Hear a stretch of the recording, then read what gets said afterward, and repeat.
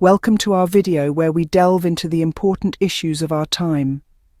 In the world we inhabit, power and privilege often dictate the narratives we hear and the stories that are silenced. It's a world where institutions, supposed to be pillars of justice and integrity, often become the very things that perpetuate a cycle of silence and cover-ups. This isn't a story about a specific family or institution. It's a story about a system that needs a wake-up call. Dr. Jessica Taylor, a renowned advocate and scholar, once spoke words that resonate with this very issue. Though the specifics of her statement aren't our focus today, the essence of her message is. She said, "I said what I said. Wake up." These words, potent in their simplicity, call out a harsh truth that many choose to ignore. The wake-up she speaks of isn't just a call to open our eyes, it's a call to action, a call to question, and a call to challenge the narratives that are often shoved down our throats. It's a call to stand with those who've been silenced, those who've been pushed to the margins, those who've been engulfed by the shadow of power and privilege. Dr. Taylor's words ring especially true when we consider the plight of survivors who've had their voices muffled, their stories twisted, and their cries for justice drowned out by the cacophony of power and privilege. The very institutions that should stand with them often stand against them, harbouring those accused instead of seeking justice. If you've been nodding along, agreeing with what's being said, then this wake-up call is for you. It's for all of us. It's a call to stop turning a blind eye, to stop glorifying systems built on cover-ups, silence and betrayal. It's a call to stand with survivors, to stand with truth, to stand with justice.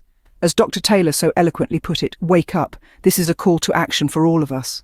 Institutions are not immune to criticism. As a matter of fact, they should be held to the highest standards. Dr. Shola, a respected scholar and activist, has been vocal about the hypocrisy of institutions. She points out how they often stage public displays of empathy when it serves their image, only to remain silent when the cries of survivors echo through their hallowed halls. The damaging effects of this hypocrisy run deep, causing a ripple effect across society. Survivors like Virginia Giuffre find themselves at the mercy of these institutions, their voices muffled by the thick walls of power and privilege. They are left to fend for themselves, their stories dismissed, their cries for justice ignored. This is the stark reality of institutional hypocrisy, a reality we must confront and challenge. But it's not just about the survivors. The ripple effect of institutional hypocrisy affects us all. It erodes the trust we place in these establishments. It makes us question the values they claim to uphold. It forces us to confront the uncomfortable truth that these institutions, which are meant to protect and serve us, may instead be part of the problem. Institutions are supposed to be pillars of society, upholding justice, fairness, and the rule of law. But when they choose to protect the powerful at the cost of the vulnerable, they fail in their duty.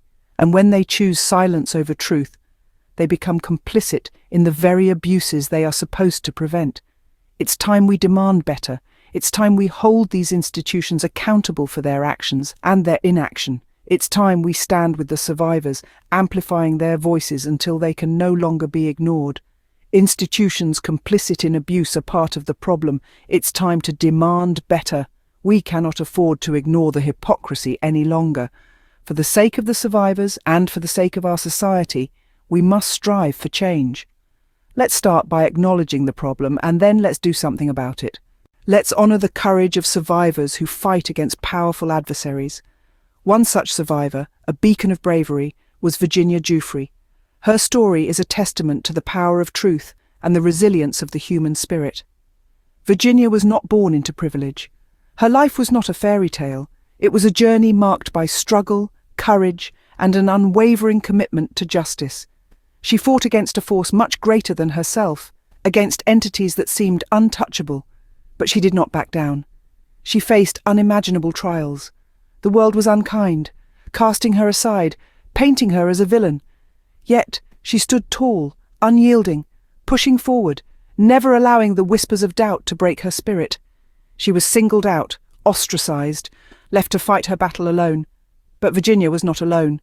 She carried with her the hopes and dreams of countless other survivors, those who had been silenced, those who had been made to feel insignificant, those who were too afraid to stand up to their tormentors. Virginia was their voice. She was their champion. She was vilified, yet she fought on. She was isolated, yet she stood strong. She was abandoned, yet she never gave up. She was a survivor, in the truest sense of the word. Her legacy is one of resilience and bravery. She showed us that no one is above the law, that even the most powerful can be held accountable. She reminded us that every voice matters, that every story deserves to be heard. She taught us that we must not be silent in the face of injustice, that we must stand up, speak out, and fight for what is right. In the face of adversity, Virginia Giuffre stood tall. Her name will not be forgotten. Her story will continue to inspire, to motivate, to remind us all of the power of truth and the importance of standing up for justice, no matter the cost. We often look up to certain institutions as symbols of justice. Yet, this perception is often more illusion than reality. High-ranking and powerful organizations which we may hold in high regard are not always the paragons of virtue they appear to be. Consider this. An institution that's widely revered, known for its centuries-old traditions and held up as a beacon of justice. Yet beneath the glittering surface, a darker truth lurks. Accusations of abuse, cover-ups and betrayal have been levied against it, painting a troubling picture of what lies beneath the facade. And the most disturbing part, the institution chooses to protect the accused rather than standing with the survivor. It's a stark reminder that even the most esteemed organizations can falter when it comes to upholding justice. Moreover, these institutions often wield their power to silence scandals, employing vast resources to maintain their image. But no amount of money can erase the truth. No amount of power can suppress the voices of survivors.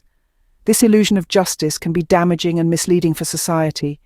We put our trust in these institutions, believe in their integrity, and hope they will act in our best interest. But when they fail to uphold justice, they also fail us. They fail the very society they claim to serve. So what happens when the illusion shatters, when we see beyond the facade and the truth is revealed?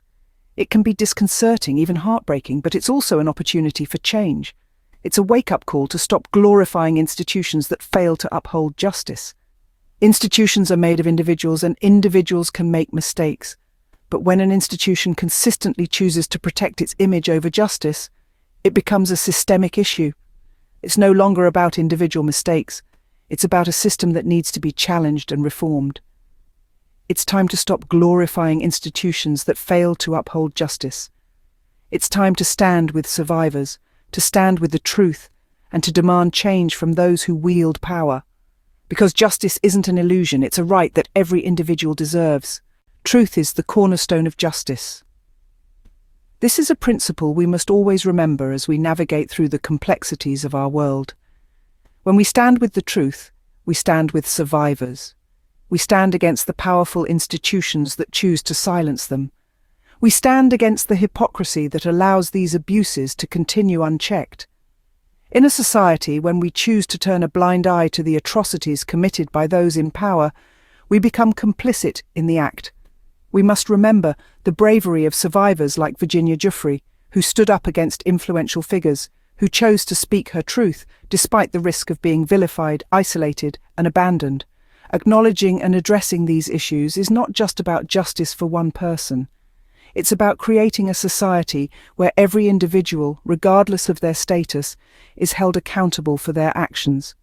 It's about dismantling the structures that protect abusers and perpetuate the cycle of abuse. But how do we do this? We start by believing survivors. We start by listening to their stories, understanding their experiences, and supporting them in their journey towards justice. We need to challenge the narrative that survivors are not to be trusted, that they are somehow at fault. We need to ensure that their voices are heard loud and clear. We also need to hold institutions accountable. We need to demand transparency, demand change. We need to question, to critique, to resist. We need to refuse to be part of a system that values power and reputation over justice and truth. It's a daunting task, yes, but it's a task that we must undertake for the sake of justice, for the sake of truth. Thank you for joining us in this important conversation. Stand with survivors. Stand with the truth. Remember to subscribe and join us next time as we continue to dive deep into the issues that matter.